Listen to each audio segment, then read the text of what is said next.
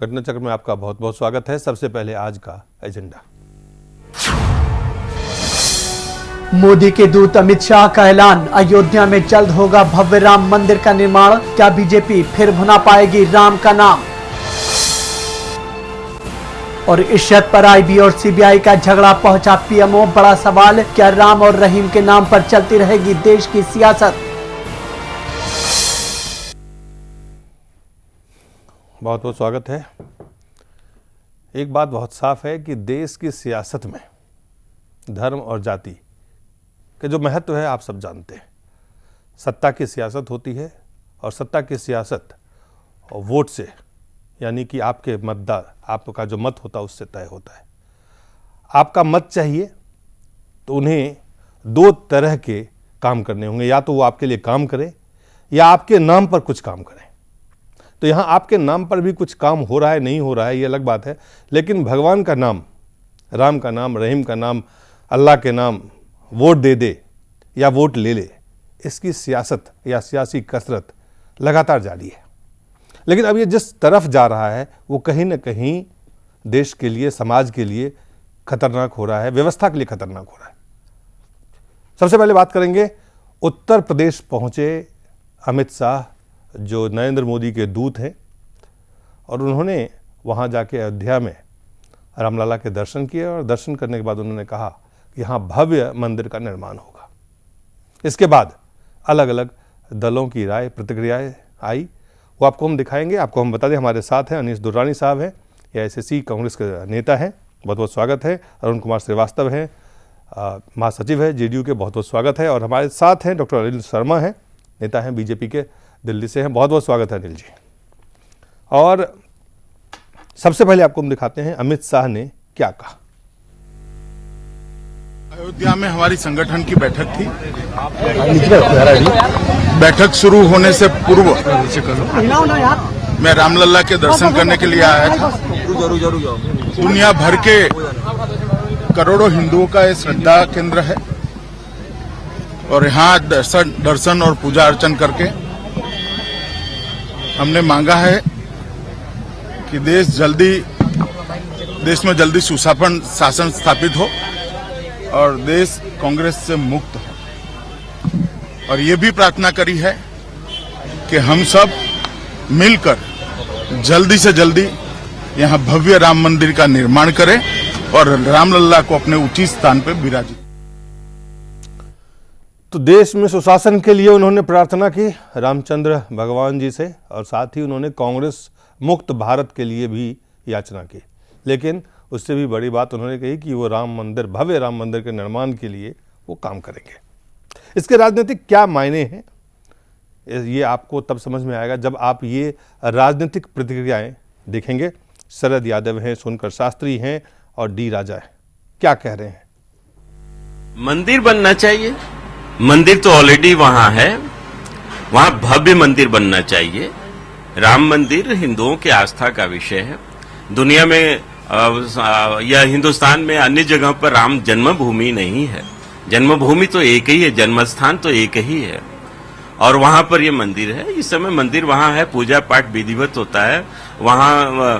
ऐसा नहीं कि पूजा पाठ के अलावा भी कुछ होता हो, किसी अन्य पंथ का वहां पर कुछ हो, वहां तो पूजा पाठ होता है। मंदिर है, छोटा मंदिर है, अभी भव्य मंदिर नहीं है, वहां भव्य मंदिर। और ये भव्य मंदिर बनाना सरकार का या समाज का काम है, या तो कोर्ट के जरिए या दोनों समूह के बीच में बातचीत के जरिए। इससे अलग होकर के कोई तीसरा रास्ता, हम उनके साथ थे तब भी और आज अलग है तब भी वो मुद्दा कहीं अलग नहीं हुआ। उनके बयान क्या परवाह है जी, इस तरह बहुत से लोग बोलते रहते हैं। मैंने अपनी बात बता दी कि ये है हमारा रास्ता। It is by this time well known to the people of our country and to the political parties that BJP is reviving its Hindutva ideology, Hindutva politics. It is open now how the RSS is dictating to BJP and dictating the policies to BJP. It is very clear BJP is bound to revive its Hindutva politics. D Raja कहते हैं कि BJP के बारे में सबको पता है, देश को पता है कि वो कैसे हिंदुत्व आइडियोलॉजी को, विचार को फिर से एक बार उभारना चाह रही है पार्टी, और उनके पास हिंदुत्व उभारने के अलावा कोई चारा भी नहीं है, क्योंकि ये सारा नियंत्रण राष्ट्रीय स्वयंसेवक संघ द्वारा अब वो पार्टी हो रही है, उनकी नीति का निर्माण भी आरएसएस कर रही है। तो ये बहुत ही स्वाभाविक है। सबसे पहले अरुण जी आपसे जानना चाहेंगे कि क्या ये सियासी उस कसरत का हिस्सा है जो चुनाव से पहले इसकी शुरुआत हुई है, या वाकई इसमें कुछ गंभीरता आपको दिख रही है? कोई गंभीरता नहीं है जी। ये हर जब चुनाव आता है तो बीजेपी के छोटे भैया नेता जितने भी हैं वो राम मंदिर बनाने लगते हैं, पार्टी के लोग नहीं। अब चूंकि हम लोग उनके साथ नहीं है, एनडीए टूट गई है। जो एनडीए जब बना तो तय हुआ था कि आप राम मंदिर का सवाल नहीं उठाएंगे। हम राम मंदिर के खिलाफ नहीं हैं, हम भी चाहते हैं राम मंदिर बने, लेकिन या तो कोर्ट फैसला करे या तो दोनों समुदाय के लोग बैठ करके आपस में तय कर लें, बना लिया जाए राम मंदिर, क्या हर्ज है जी। लेकिन जो भारतीय जनता पार्टी के लोग, जैसे अमित शाह अभी गए हैं, बहुत चरित्रवान बेदाग नेता हैं जी, और उन्होंने जाते ही कहा कि राम मंदिर बनेगा, हिंदुओं का आस्था का सवाल है, तो 20 साल से चिल्ला रहे हैं। अब देखना यह है कि जब चुनाव आता है तो ये बात वो कहते हैं लोग, अब देखना कि जनता इसको स्वीकार करती है कि नहीं करती है। मुझे नहीं लगता है कि जनता अतुल अंजान साहब हैं, सीपीआई के नेता है, हमारे साथ हैं फोन लाइन पे। अतुल जी बहुत बहुत स्वागत है। अतुल जी आपको मेरी आवाज आ रही है? जी आ रही। कौन बोल रहे हैं? दिलीप बोल रहा हूँ जैन टीवी से। हाँ जी दिलीप जी बोलिए बोलिए, आ रही यार, जरा तेज बोलिए जी। मैं सिर्फ ये पूछ रहा था कि अमित शाह उत्तर प्रदेश गए, जाके रामलला के दर्शन किए और कह रहे हैं कि भव्य मंदिर बनाया जाएगा। ये सब कातिल लोग जो हैं, बेईमान और लोकतंत्र और राम की मर्यादा को तोड़ने वाले लोग, जिनके हाथ कानून और को तोड़ने मरोड़ने में लगे, जिनके हाथ खून से सने हुए हैं, वो रामलला के दर्शन कर रहे हैं। रामलला तो रघुवंशी थी, रघुवंशी क्षत्रिय थे। उसने लिखा है ना, रघुकुल रीत सदा चली आई, प्राण जाए पर वचन न जाए। और ये सब आरएसएस और बीजेपी के अमित शाह, नरेंद्र मोदी, ये रघुकुल की मर्यादा क्या जानते हैं? ये तो सीधे सीधे जा करके वोट की मर्यादा के लिए रघुकुल की मर्यादा तोड़ रहे हैं। ये तो वोट के लुटेरे हैं, और न इनका राम से मतलब है, न इनका रहीम से मतलब है। इनका मतलब वोट और सत्ता से है। भारतीय जनता पार्टी का और आरएसएस का नारा है, बोलो बम और तौलो कम। समझे आप? इन्होंने कहा था कि अगर हम सत्ता में उत्तर प्रदेश में आ जाएंगे तो राम मंदिर का निर्माण कर देंगे। तो सत्ता में आ गए, राम मंदिर का निर्माण नहीं किया, बल्कि राम मंदिर जो कुछ था इनकी निगाह में उसको भी ध्वस्त कर दिया। बाबरी मस्जिद तोड़ डाली। इनकी निगाह में राम मंदिर था, वो राम मंदिर भी इन्होंने तोड़ डाली। इतिहास की निगाह में वो बाबरी मस्जिद था, चलिए उसको तोड़ दिया। अब उसके बाद कहने लगे कि हम फिर दोबारा सत्ता में आएंगे तब बनाएंगे। तो 96 में फिर सत्ता में आए, नहीं बनाए। फिर कहने लगे कि अगर दिल्ली में जब तक हम सत्ता में नहीं आएंगे तब तक मंदिर नहीं बनेगा। यानी लखनऊ में भी सत्ता होनी चाहिए, दिल्ली में भी होनी चाहिए। तो लखनऊ में भी सत्ता रही और दिल्ली में भी सत्ता हुई, तब ये नहीं बना पाए। और दोनों जगह रहने के बाद नहीं बना पाए, इन्होंने राम जी को सत्ता की सीढ़ी बना लिया। इसलिए इनकी बात का यकीन नहीं है। ये जितने बड़े दुराचारी हैं, जितने बड़े पापाचारी हैं, झूठ बोलना इनकी मर्यादा है और दुराचार करना इनका शिष्टाचार है। मुझे लगता है कि जिन शब्दों का ये इस्तेमाल कर रहे हैं दिलीप जी, चौहान के मंत्रिमंडल में मंत्री हैं, प्राकृतिक इस्तेमाल कर रहे हैं, वो बड़े ही अशोभनीय शब्दों का इस्तेमाल किया जा रहा है। अतुल जी मैं आपके पास आऊंगा, अनिल जी आपके पास आऊंगा। अतुल जी सिर्फ ये जानना चाहता हूं आपसे, क्योंकि आपकी भी राजनीतिक लंबी यात्रा रही है, क्या राम मंदिर का मुद्दा फिर से भारत में रिवाइव किया जा सकता है? चुनाव में उसका फायदा हो सकता है और बिना फायदा नुकसान का आकलन किए हुए ये बयान आ सकता है? अब भाई रामचंद्र जी के मंदिर के नाम पर अडवाणी जी ने रथ यात्रा चलाई थी, तो अडवाणी जी खुद पैदल हो गए पार्टी में। सत्ता में वो प्रधानमंत्री पद तक वो चले गए, राम का नाम लेके, बाद में पैदल हो गए। तो रामचरितमानस में गोस्वामी तुलसीदास ने लिखा है एक जगह, रावण रथी विरथ रघुवीरा और देख विभीषण भयो अधीरा। ये सब के सब कालनेमी है। ये जो है साधु का रूप धारण करके ये सीता की कुटिया के सामने इकट्ठा होके भिक्षाम देही करके सीता का अपहरण करने वाले हैं। इसलिए इनसे न राम मंदिर बनना है और कांट की हाड़ी बार बार फूटती नहीं। ये ठीक है कि जो इलेक्ट्रॉनिक आइटम लेकर के झुंझुना बजाने का इस देश के अंदर श्री नरेंद्र मोदी जी को इजाजत है, लोग देख रहे हैं।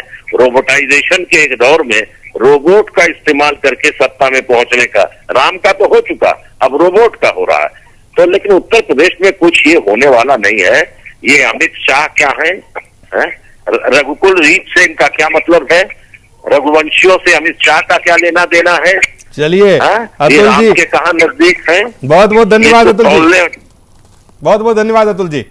डॉक्टर अनिल, आपने सुना कि राम नाम के नाम से आपकी नैया इस बार लोग कह रहे हैं कि पार नहीं लगेगी। मुझे लगता है कि अतुल जी जिस शब्दों का इस्तेमाल कर रहे हैं, मैं तो समझता था कि अच्छे शब्दों का इस्तेमाल यहाँ पर करना चाहिए, पर एक इतना सीनियर पॉलिटिशियन आदमी भी इस तरीके के शब्दों का इस्तेमाल यहाँ पर कर सकते हैं जिसको पूरा देश सुन रहा है। मुझे लगता है कि सीपीआई जो पार्टी जो सिर्फ एक स्टेट में भी पूरी तरीके से नहीं रही और एक इतनी बड़ी पार्टी के सीनियर लीडर्स के लिए इस तरीके का शब्दों का इस्तेमाल करना, उसको मैं बहुत ही गलत मानता हूँ।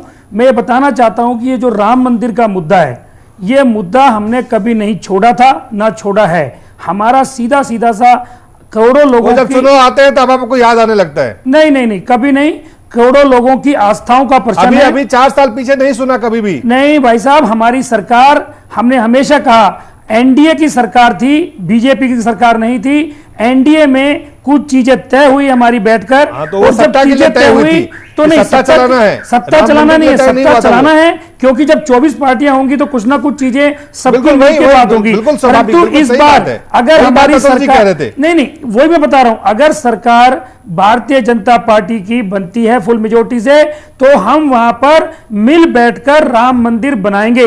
आज भी अमित शाह जी ने जो बात बोली है, तो भी मिलजुल के बना सकते हैं। नहीं, अमित शाह जी ने जो बात आज बोली है उसको अगर आपने ध्यान से सुना हो, उन्होंने कोई ऐसी बात नहीं बोली कि हम यहाँ कोई जबरदस्ती मंदिर बनाना चाह रहे हैं। वहां मंदिर है, मंदिर में पूजा हो रही है। हाई कोर्ट ऑलरेडी इस बात को मान चुका है और जो जितनी भी चीजें हैं हमारी एएसआई से संबंधित सब लोग इसको मानते हैं। उसके बावजूद भी हमारे जितने सीनियर लीडर्स हैं वो इस बात को हमेशा मानते हैं कि हम सब लोग। डॉक्टर अनिल शर्मा जी, सवाल ये है कि आप उसमें विश्वास रखते हैं, आपका यकीन है, आप चाहते हैं, ये तमाम बातें दुरुस्त है, लेकिन ये सब चुनाव के समय में क्यों, चुनाव के आहट के बाद क्यों? ये बड़ा सवाल है। तब लोग सवाल पूछते हैं आपसे कि आपकी मंशा क्या वही है जो आप कह रहे हैं? मुझे लगता है अगर मीडिया जब भी कोई क्वेश्चन पूछता है इस तरीके का, चाहे वो 4 साल पहले पूछा गया हो, चाहे 3 साल पहले, चाहे 10 साल पहले, उसका आंसर हमेशा यही रहा है कि हम मंदिर, कभी भी किसी भी हमारे वरिष्ठ नेता ने यह नहीं कहा होगा कि मंदिर हम वहां नहीं बनाना चाहते। ये किसी ने नहीं कहा, लेकिन चुनाव आते आते सब कहने लगते हैं मंदिर वही बनाएंगे। हाँ, मंदिर सवाल ये है, हम अभी भी कह रहे हैं चुनाव आने के समय क्यों? बड़ा सवाल टाइमिंग पे है। नहीं, आपको वही बता रहा हूं, टाइमिंग पे नहीं है। यही कंफ्यूजन है कि टाइमिंग की बात बिल्कुल नहीं है। हमने हमेशा ये बात कही है कि मंदिर वहीं बनाएंगे, परंतु अब आप देखिए ना, हाई कोर्ट हमारे फेवर में बोल रहा है। डॉक्टर अनिल शर्मा जी, हम कांग्रेस की प्रतिक्रिया लेंगे एक छोटे से कमर्शियल ब्रेक के बाद।